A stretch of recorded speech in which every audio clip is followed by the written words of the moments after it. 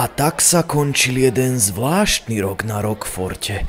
Gábor si pri lúčení vyhliadol Kim a keďže vždy túžil po jebačke s transexuálom, rozhodol sa... Kim, 20 000 forintov na operáciu. Kety Štefan, zavolaj mne, budem čakať. Peder ten v ten deň dostal posledné bosky svojho života. Au revoir. Casse-toi, fils de pute.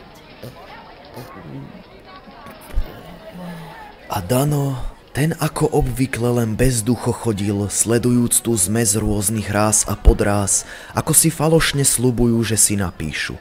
A popri tom rozmýšľal, kde by sa tak mohol čo najskôr vysrať, pretože to na ňo znova prichádzalo.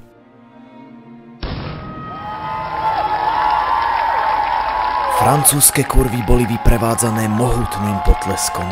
12 z nich ani netušilo, že sa im v maternici vyvíja malé bábätko. To Gábor zas netušil, že je otcom 5 z nich. Žbírka ruší krst albumu aj všetky koncerty. Čo? Neuveriteľné. Ako som mohol toho podliaka počúvať? Už nikdy nebudem to krehké dievča, čo?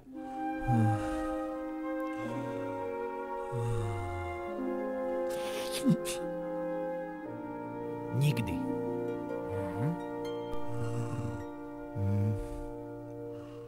Ale budete ma podporovať.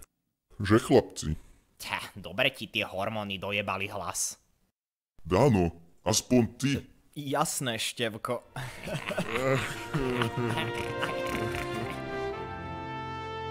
Počujte, kto je to ten Maroš? To ostane asi navždy záhadou. To bol teda rok. Ďalšie roky na Rockforte boli kľudnejšie a nič výrazné sa neudialo. Teda až na pandémiu mykózy nôh, na ktorú umreli 3/4 študentov.